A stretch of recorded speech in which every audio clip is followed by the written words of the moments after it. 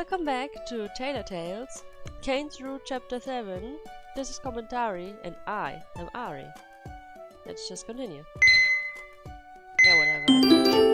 Wait, I'm not anymore. Dang it, what did I buy? Anyway, today is the day. With my bag in tow, I'm going to go to my old college and hold a small presentation about owning your own boutique. I'm really excited.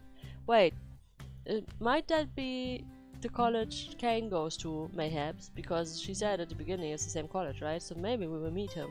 I mean, he shouldn't be in the same class, because he's not a tailor. I mean, I guess he's maybe a designer, kind of, like jewelry designer, right? So could be funny if he's like, I'm kind of interested, because I met this girl and she has the shop and like I want to learn about it or something. Whatever. I brought my portfolio, a few pieces I've made before. I'm ready to answer my any questions anyone will fire at me. On my way over to the Art Institute of Cleaner, I reminisce about my college days, which weren't too long ago, but it makes me nostalgic nonetheless. Long days spent in the workroom, sewing, fitting, and doing it all over again. I kind of miss it. I'd really like to see Professor Urgh again, since he helped me so much in my fashion.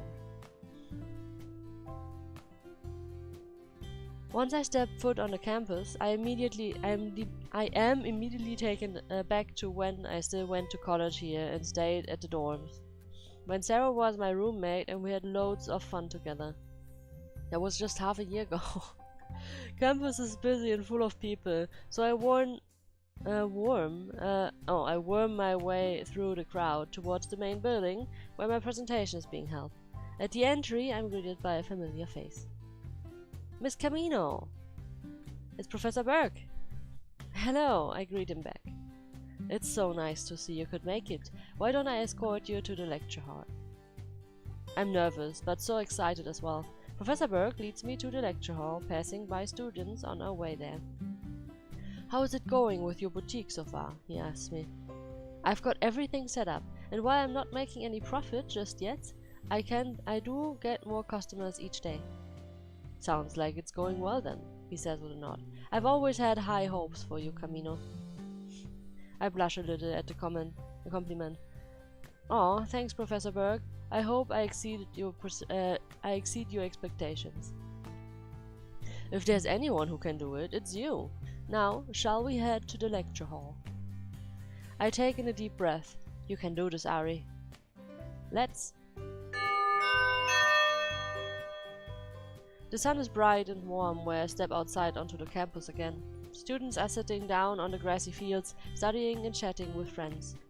The lecture is finally over. It lasted for an hour. There was a large group of people in the lecture hall that listened to me. I was so nervous, but I pulled through. I talked about my creative process, how to start your own business, how to make a name for yourself. I tried to cover as much in a little time as I was afforded. I feel exhausted now. I'm ready to go home. It really does feel nostalgic coming back here. Suddenly, a person bumps into me, causing me to drop my bag to the ground, spilling all of its contents. I bent down to pick up some of my stuff, like my wallet and my keys. The person who bumped into me leans down to help me gather my stuff as well. Cain's eyes widen. Ugh. You! He exclaims loudly, standing up and pointing a finger at me. Wait, what is Cain doing here? I grumble something under my breath as I'm left to collect my things on my own. Are you some kind of stalker? Cain demands. Is that what he thinks this is? I glare off him as I reach for my notepad. Of course not. Why are you here? This is my college, and I'm pretty sure you're not a student here either. So what are you doing here? Spying on me? Cain scoffs at me. You think I follow you around for fun? I say with a sigh. Yes, he replies completely serious. Why else would you be here? Dude, like, I don't like your attitude. But, I mean, I would just answer honestly, actually. I would just be like, I gave a lecture. Makes sense, huh? Do you want to talk? Do you want to see my professor? Like, you can ask him. But I kind of want a sneak peek. what the attitude answers? Well, whatever, you keep thinking like that. I'm here to do real business. I don't need to waste my time on small fry like you. Okay, that's kind of mean. Because I'm sure. No, that's not. Whatever. Okay. For your information, I was invited. Yeah, I'm just getting white here. I was invited here by Professor Urgh to give a lecture, I explained. No need to be so suspicious of me. Ah. Cain narrows his eyes at me. I'm always suspicious of all encounters. You're usually up to something. What? I'm not. I cock my head to the side. Don't you mean it the other way around? Aren't you usually the one causing a ruckus? Hey, I try to be stealthy. You're the one that acts like a bull in a china shop. I'm not some bull. I've got control over my motor functions. Thank you very much. I meant your pure strength, he says that with a roll of his eye. Are you even a girl? Oh my god, how could you? Why would that matter? I asked, suddenly embarrassed. Are girls not allowed to be strong? It's just that I've never seen anyone like you. Cain muses out loud. That's still, like, not a compliment, I'm just saying. Whatever. Are you going to help me pick up my stuff or not? I finally asked and gestured towards my belongings on the ground. Cain clicks his tongue and kicks his foot against the ground, making it obvious he doesn't want to help me out. Then get the F off, okay? Like, I don't... Oh my god, he's ruining my mood right now.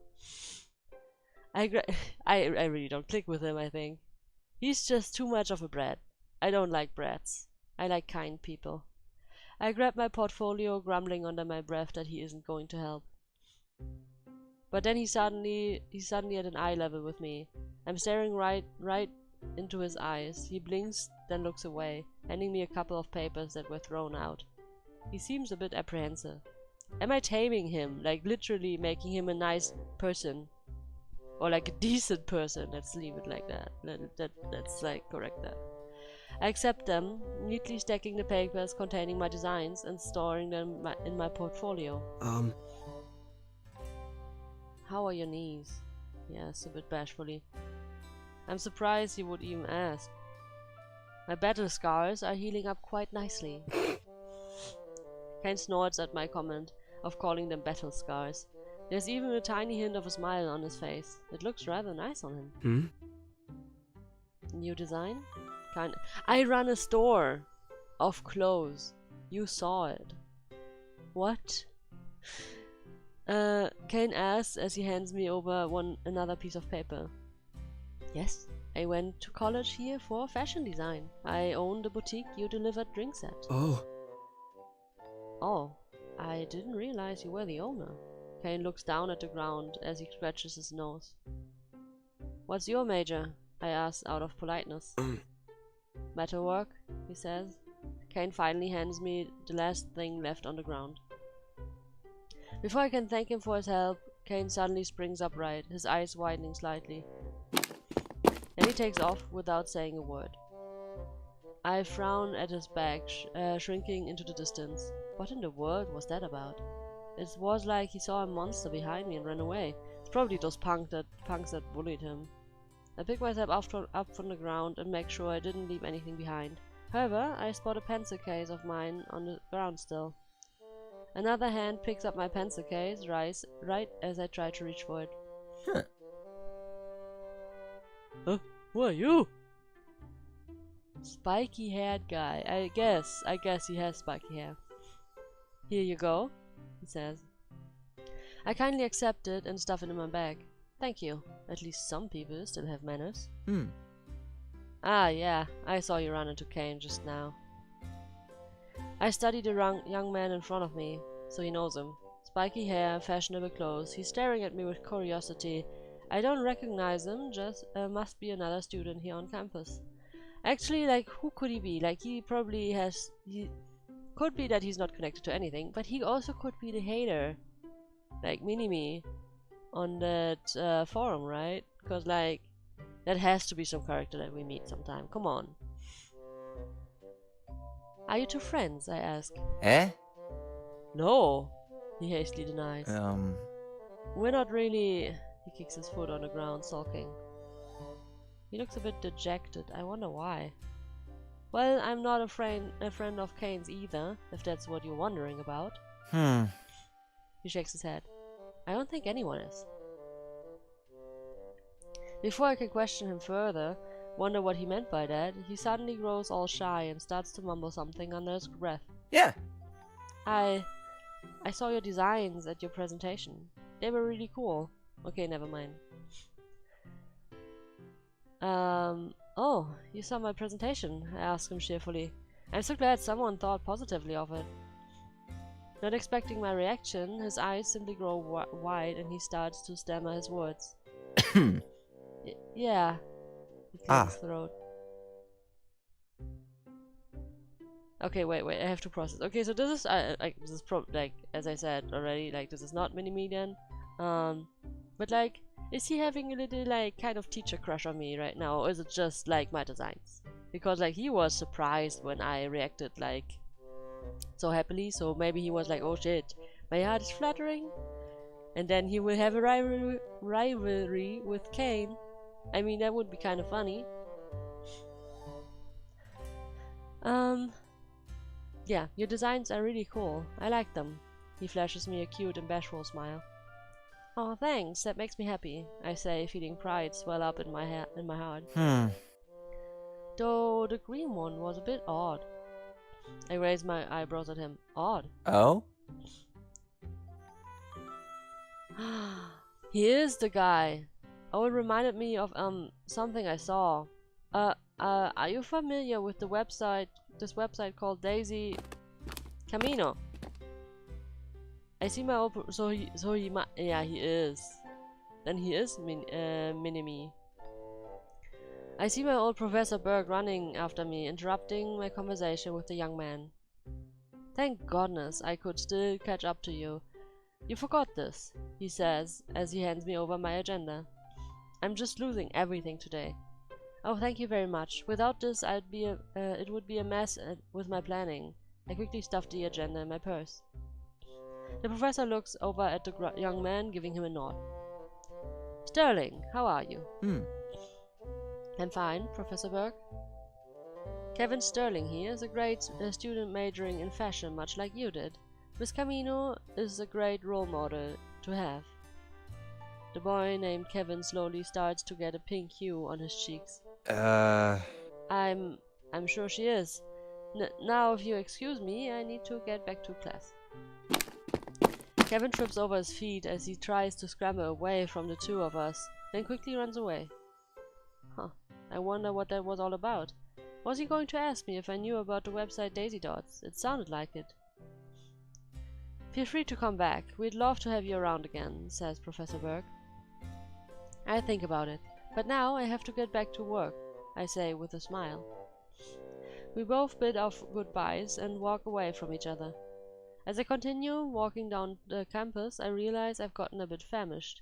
I wonder if I can visit the canteen and get something to eat there before I leave. There are a bunch of students eating in the canteen. Their conversations are lively and loud. I feel like I'm back in college again. I could fit right in. I managed to score myself a really nice chicken sandwich. It used to be my favorite meal here. I kind of missed it. As I look around for a spot to sit and enjoy my lunch, I notice Cain sticking out like a sore thumb among the sea of students. He's sitting at the far back in the corner, all alone at the table, eating his lunch. Maybe he likes it like that, just saying. Why is he all alone? Didn't that spiky-haired guy say something like that? That no one is friends with Cain? I mean, you should have friends, but you can eat alone if you want to, just saying.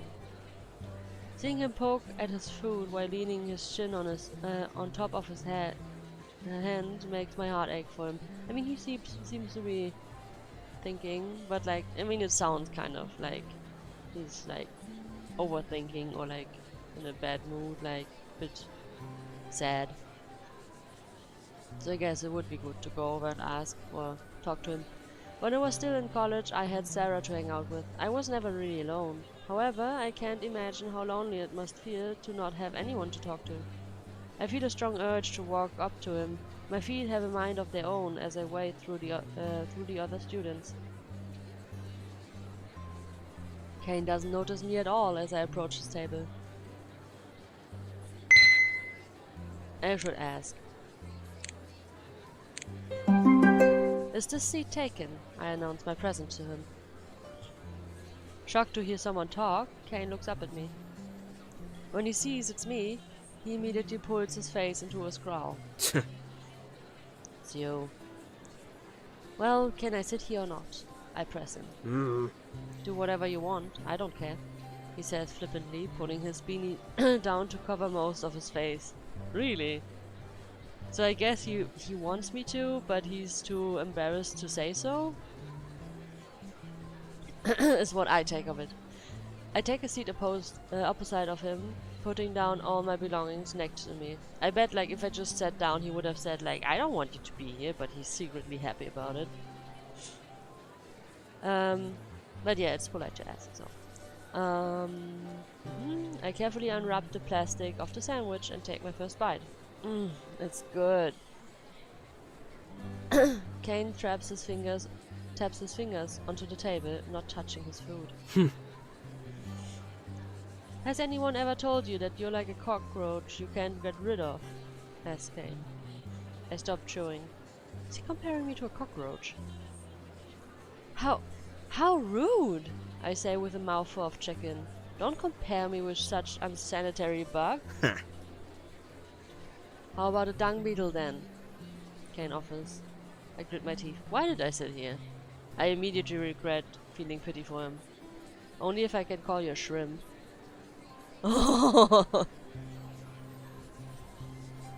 Cain purses his lips, glaring at me for my remark. Well, he started the name calling, so he has to take. So if what you can dish out, you should be able to receive, right? To think I was feeling sorry for him just a minute ago. Yeah, that's what I'm saying. I should have known he would give me an attitude. I take another bite of my delicious sandwich. Oh, I also want a sandwich. By the way, why did you run away with your tail between your legs? He ran off without saying a word when he helped me out. I wonder if something was bothering him. Cain looks confused. What do you mean with my tail between my legs? Well, you took off without saying a word. How else could I describe it? A light bulb goes off in Cain's head, as Cain understands what I'm talking about. That's nothing. He deflects grunchily. I couldn't even thank you. You were gone so fast. I don't need your thanks. Seriously though, why are you here? He asks as he folds his arms across his chest. He's so grumpy. Why can't he let loose a little? Maybe I can cheer him up a bit. Do I really need a reason other than to enjoy the magnificence that is this chicken sandwich? Dear God, I've missed this so much. You can never get them grilled and breaded like this anywhere else. Cain's eye twitches. I don't care about your stupid sandwich. But I don't care about you. How about that? I hold my sandwich close to my body, protecting it from Cain's helpful comments. Shh. It can hear you. Don't be stupid. It's a sandwich. My precious, I say, stroking the bread with my fingers. Cain looks visibly creeped out. You're disgusting. Stop making love to that goddamn sandwich. Wait, did I skip one? No. I let you have a bite if you ask nicely. I'm not touching that shit with a 10-foot pole. He immediately replies. And it's the best you'll ever have. Try it. I move the sandwich towards Cain. Why am I trying to feed him now? I offered if he asked, and now, oh my god, what? Why? Like this main character is really fixated on him, and she doesn't even realize. Cain deflects the sandwich with the back of his hand.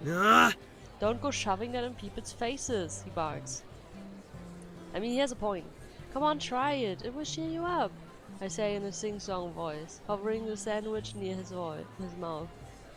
Cain faces starting to get redder from being so annoyed. I mean, also, like, stop bugging me already, because people also can see him, like, acting like this with a girl, right? Oh. Cain finally slaps the sandwich away this time, knocking it out of my hand, and it lands with a thud on the table. Immediately, I realize I've gone too far with my teasing, and I sit down in silence. I was just trying to cheer him up. He looked so sad before, sitting all alone, but I guess I overstepped my boundaries here. Alright, sorry, I'll leave, I say. I take my sandwich from the table and gather my belongings before I stand up. Then I turn around and quickly walk away from him.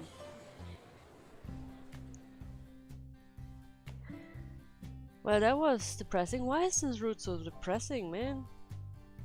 Back at the boutique, I told Sarah to drop by so I can give her my present. Oh, thanks so much, Sarah said with a big smile. Do you like it? I wasn't quite sure if you would use it or not. The clerk at the camera store said every photographer should have one.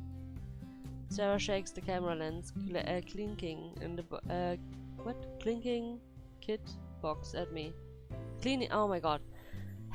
The camera lens cleaning kit box. Okay, I did not notice that was one word. Thank you, English language. Of course, lenses need to be cleaned, especially the mirror, which can sometimes catch dust when you change lenses. One speck of dust can destroy an entire picture. I mean, that's true. I'm not pretending to follow along. Right. Sarah looks pleased, so I'm happy with the purchase. How's your business coming along? I ask her. Just like me, Sarah started her own business. She's a photographer specializing in portraits even fashion. I was going slow for a while, but I managed to net a client this time that wants me to shoot her wedding. Oh, that's stressful. Wow, your first wedding. I'm excited for her. Yeah, it will be exciting for sure. I've never done a wedding before, but I'm sure I can pull it off. The client saw my pictures on another website and asked if I'd be available. Yeah, but the difference is, you were doing like shoots that are like planned and you have time and stuff, but at a wedding you need to be like at 3 places at once. You know? It's pretty stressful, and these pictures have to be perfect. There's no remake. So when are you getting married? I asked jokingly. Sarah grins at me. Why? Are you proposing? Does a cleaning kit count as an engagement ring? I asked. It does, if you offer it to a photographer. Then I guess I am proposing. Both Sarah and I laugh at our silliness. I've missed hanging out with her. I've been so busy lately, and Sarah has as well. It's not like it used to be back in college when we were roommates and spent so much time together. Now we have to make time for one another, which is a little sad. The wedding is in July. July is in English, right? I'm so confused right now because it looks like in German, but I have to look. Wait, how is it pronounced in English? So I've got plenty of time to spare. The clients, like my German accent, just wants to grab that word and like hold it hostage. The client sounded like she had a lot of cash to spend though, so it's going to be a huge wedding. Ah, a fairy tale like wedding. That sounds so dreamy. I'd love to design my own wedding dress. Of course, you would think about the dress first, and not about who you will be marrying, Sarah points out. Classic Ary. Hey, are you saying I'm not romantic? Sarah thrugs? She's a thug. Dang, these words. Sarah shrugs. I'm just wondering who would want to marry you. You can be quite demanding. I pouted her. That's a blow to my ego. Don't say that. I'm not going to end up as an old spinster. Let's hope not. Maybe met anyone cute lately? Sarah asked with a laugh. I did see someone at our old college the other day. Oh right, you had to do that presentation thing. How did that go? Went alright. It was fun. Makes me miss going to college, you know? I know what you mean. The real world is much less fun when you've got adult responsibilities to take care of. I do like living on my own, though, I say with a giggle. Aww. Hey, you didn't like living with me? Sarah pouts. Was I a bad roommate? Nah, you were the worst, I say sarcastically. But it's good to be on my own. So, who did you meet at college? Actually, I think you'd be into him, I say. I recall Sarah having a thing for red eyes and people who gel their hair in ridiculous ways. Now she looks interested. Huh? Tell me more. Tall, red eyes, orange spiked hair, seems to be fashionable, had a cute smile. Damn it, why am I a working adult? I want to go back to college, Sarah complains. So many cute guys there. My mind wanders over to Cain, the red-headed loner. I try to push my thoughts away. It's not like he and I were even ever friends. I don't need to deal with him anymore. By the way, I signed up for Fashion Week, I mentioned, changing the subject. Oh. Right, that's great. You have to come up with your own line, don't you? I nodded her. Yep, there will be a ton of people there, even celebrities, and I have to cast models. That should be fun. Judging people on their appearances? Yes, that does sound like a lot of fun. Sarah grins mischievously. I wonder if I can manage to get myself a backstage pass so I can take pictures.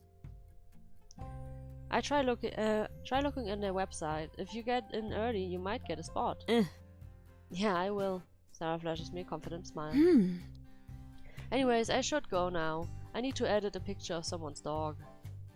Sounds absolutely riveting, I joke. Sarah rolls her eyes at me.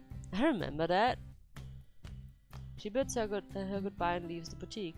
It felt good to have a little chat with her. I'm glad I bought her that present. And that's all for this chapter. Oh, I mean, I guess we can do that now. Be quick. Oh boy.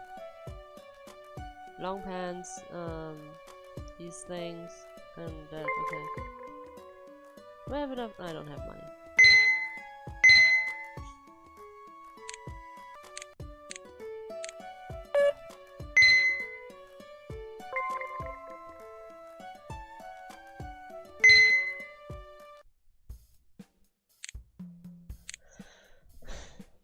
Okay, we need, I think was this land, and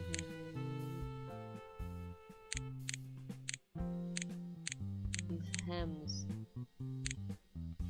where are they?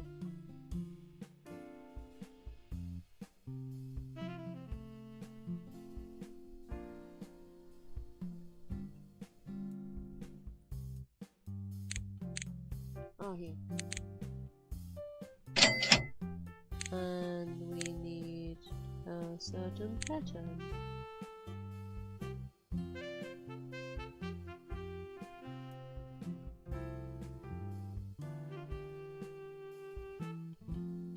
Wait, which one was it?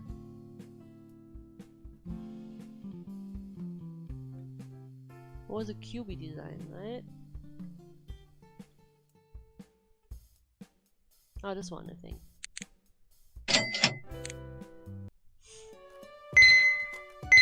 Okay, let's see if we can make this. Like I explained, you don't need the exact colors. Oh, it might be a bit too small. Hemline. Oh, dang it. I misjudged. But let's just try this. Oops. And everything white. Let's see the checklist. The length is wrong and the design pattern too. The color is wrong. Let's see. Wait.